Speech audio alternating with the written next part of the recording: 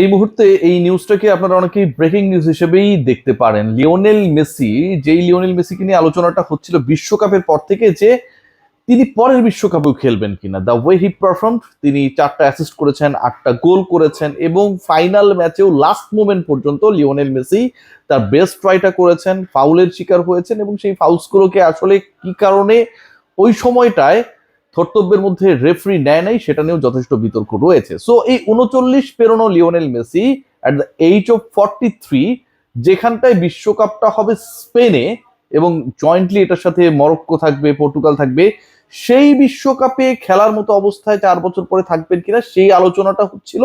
এমন আলোচনাও হচ্ছিল যে লিওনেল মেসির যে ছেলে, বড় ছেলে, তিনিও আর্জেন্টিনার হয়ে আর্জেন্টিনার ন্যাশনাল টিমের জার্সিতে পরের বিশ্বকাপে অ্যাপেয়ার হতে পারেন। and if it happens, then Lionel Messi এবং থিয়াগো মেসি একসাথেই পরের বিশ্বকাপ খেলবেন। গত 2-3 দিন পর্যন্ত এই ডিসকাশনটা চলছিল। আজকে হুট করে যে খবরটা এসেছে সেটা অনেকটাই আমার কাছে মনে হয় যে একটা ধাক্কা। বিশ্বকাপ শেষ হয়েছে, আপনারা সবাই জানেন যে 22 তারিখে, এবং আজকে জানানো হচ্ছে 20 তারিখে, দুঃখিত, লিওনেল মেসি তিনি তার অবসরের পরিকল্পনা, ফুটবল থেকে অবসরের পরিকল্পনা করে ফেলেছেন। লিওনেল মেসি ফুটবলকে চিরতরে বিদায় জানানোর যে পরিকল্পনা করে ফেলেছেন এবং সেটা already AFA, Argentine football federation বা অ্যাসোসিয়েশন, তারা এই ব্যাপারটা নিয়ে শেষ মুহূর্তে লিওনেল মেসিকে কিভাবে ফুটবলের গডকে কিভাবে ফুটবল থেকে বিদায় জানানো যায় সেই প্রিপারেশন শুরু করে দিয়েছে। সো আমার কাছে মনে হয় যে এই নিউজটা হুট করে আসাটা একটা সেটব্যাক। মানে লিওনেল মেসি অবসর নিতে চান, সেটা তিনি তো বিশ্বকাপের শেষেই নিতে পারতেন। বিশ্বকাপের শেষে আমরা দেখেছি যে কয়েকটা গণমাধ্যমেও কিছু ইন্টারভিউ এসেছে যেখানটায় লিওনেল মেসি তার স্ট্যান্স ক্লিয়ার করেছেন, দল ভালো খেলে নাই, ইয়ামালকে নিয়ে তিনি অনেক বেশি সন্তুষ্ট, অনেক ধরনের ডিসকাশন আমরা পেয়েছি ইভেন আর্জেন্টাইন টিম ম্যানেজমেন্টের পক্ষ থেকেও। কিন্তু লিওনেল মেসি অবসরের সিদ্ধান্ত সহসা জানাচ্ছেন, এইরকম প্রেডিকশন কারোর মধ্যে ছিল না। সেই সিদ্ধান্তটা আজকে এসেছে। সেই সিদ্ধান্তর ব্যাপারে আর্জেন্টাইন ফুটবল অ্যাসোসিয়েশন তারা কাজ করা শুরু করে দিয়েছে এবং লিওনেল মেসি আর ফুটবলে থাকছেন না, এই খবরটা মোটামুটি অফিসিয়াল হয়ে গেছে।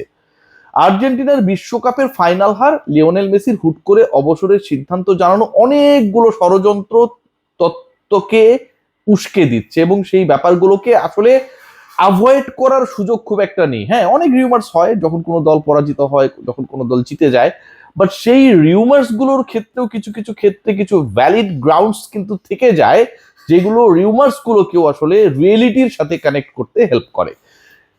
যেই পয়েন্টগুলো নিয়ে আলোচনা হয়েছে সেটার মধ্যে অন্যতম গুরুত্বপূর্ণ পয়েন্ট সেটা হচ্ছে যে ওই যেই ম্যাচটায় লাস্ট 10 মিনিটসে আর্জেন্টিনা অলমোস্ট 2-3টা গোল দিয়ে দিয়েছিল এবং পাউ কুবার্সি যেই গোলটা অসম্ভব দক্ষতার সাথে যেভাবে আটকেছিলেন, জাস্ট গোল লাইন থেকে 1-1.5 ফিট আগে, অলমোস্ট গোল হয়েই যাচ্ছিল, বলা হচ্ছে ওই বলটা গোল লাইন অতিক্রম করেছিল এবং স্পেনের জয় নিশ্চিত করার জন্য সেটাকে রিচেক করা হয় নাই। গোল লাইন যদি বল অতিক্রম করে সেটার একটা শ্যাডো ক্রিয়েট হয় এবং অনেকেই দাবি করছেন, যারা এই ষড়যন্ত্র তত্ত্বগুলোকে নিয়ে আসলে ডিসকাশন করছেন, যে ওইরকম একটা শ্যাডো নাকি ক্রিয়েট হয়েছিল, that the ball it cross the goal bar. So এরকমটা যদি হয়ে থাকে এবং সেটা যদি রিচেক করা না হয়, this is a very valid point. এমনও আলোচনা রয়েছে যে আর্জেন্টিনা ফুটবলার যারা, তাদের যে পরিবারের সদস্যরা, মানে এরকম একটা হাই ভোল্টেজ ম্যাচ, একটা বিগ ম্যাচ, ডেফিনেটলি এর আগের ফাইনালে আমরা কি দেখেছিলাম? এর আগের ফাইনালে আমরা দেখেছিলাম এবারের না থাকা আনহেল ডি মারিয়ার ফ্যামিলি ছিল, লিওনেল মেসির ফ্যামিলি ছিল এবং তারা বিশ্বকাপ জয়ের পরে পুরো পরিবার নিয়ে সেই উৎসবটা করেছিল কাতারে, রাইট? সো যেই দলের ফুটবলারদের সেই এক্সপেরিয়েন্সটা আছে টু টেক দ্য প্রেশার, তাদের ফ্যামিলি মেম্বার গ্যালারিতে থাকলেও যে প্রেশারটা ক্রিয়েট হয়, এক্সপেকটেশন ক্রিয়েট হয়, সেটাকে হ্যান্ডেল করার, এবার সেই এক্সপেরিয়েন্সড ফুটবলাররা, সেই এক্সপেরিয়েন্স টিমের ফুটবলাররা, they didn't allow their family members in the stadium. ভোজিনহার ফ্যামিলিকে লিওনেল মেসি হিউজ টাকা খরচ করে, ডলার খরচ করে টিকেটের ব্যবস্থা করে দিয়েছে, বাট আমরা বড় ফুটবলারদের অথবা ফুটবলারদের যারা আর্জেন্টিনার প্রাণ ভ্রমরা ছিল তাদের ফ্যামিলি মেম্বারদেরকে দেখিনি কেন?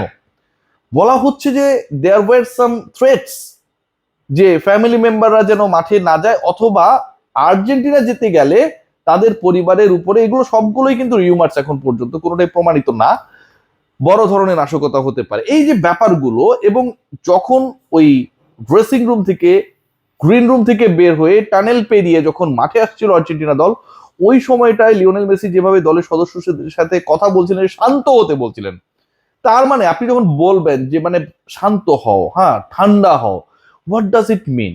মানে কেউ না কেউ অশান্ত ছিল, অথবা কেউ না কেউ কোনো একটা পক্ষ অশান্ত করেছিল। আমি শান্ত হতে বলবো কখন? আমি কাউকে কখন কুল ডাউন করব? যখন তিনি কোনো একটা হিটেড আর্গুমেন্টের মধ্য দিয়ে যাবেন, হিটেড টকিংস এর মধ্য দিয়ে যাবেন। এরকম একটা সিচুয়েশন ক্রিয়েট না হলে কিন্তু আপনি রিফ্লেকশনে কাউকে বলবেন না ভাই কুল ডাউন, চুপ হও, আমাদের খেলায় ফোকাস করো। নিশ্চয়ই কিছু একটা ঘটেছিল। What actually happened?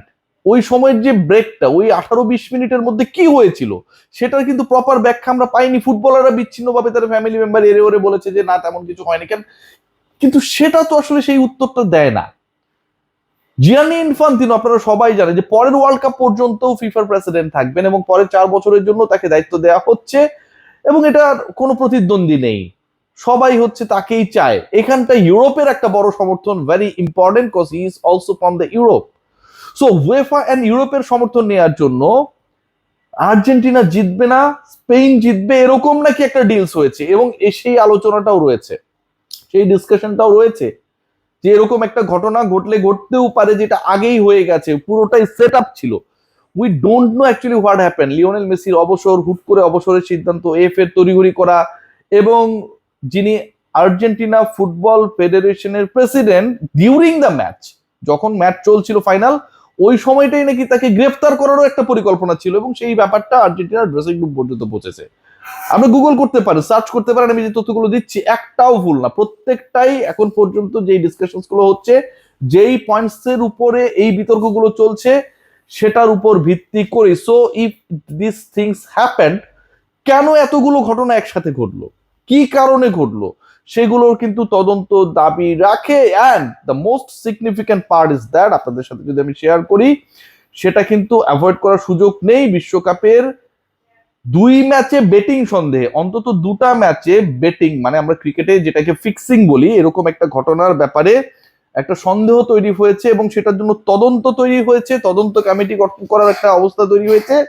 সেই তদন্তটা করা হচ্ছে স্পেনের এগেনস্টে, যারা ওয়ার্ল্ড চ্যাম্পিয়ন আর্জেন্টিনাকে 1-0 গোলে হারিয়েছে। এরকম একটা তদন্ত বা ইনকোয়ারি যখন ফুটবলের সর্বোচ্চ সংস্থা তারা কন্ডাক্ট করবে, এবং এরকম একটা নিউজ যখন লিক আউট হবে এগেনস্ট দ্যাট টিম যারা বিশ্ব চ্যাম্পিয়ন হয়েছে, এবং তাদের এগেনস্টে এলিগেশনটা হচ্ছে বেটিং এর এলিগেশন, মানে সিরিয়াস ভয়াবহ violations of the norms and philosophy of football, এটাকে কোনোভাবেই ছোট করে দেখার সুযোগ নেই, cause this decision has come from the FIFA. যেই ফিফা এরকম সিদ্ধান্ত জানাতে পারে, তার মানে এটার ব্যাকগ্রাউন্ড রয়েছে, এটার পেছনে রিজনস রয়েছে। Let's see what happen. But Lionel মেসিকে আমরা পরের বিশ্বকাপে দেখছি না, এটা decided, and all set to his retirement. তাকে টাটা গুড বাই বলার জন্য AFA they are ready. Let's see কিভাবে, কার বিপক্ষে, কোন পদ্ধতিতে লিওনেল মেসি তার ফুটবলীয় ক্যারিয়ারকে বিদায় জানান। সবাই ভালো থাকবেন।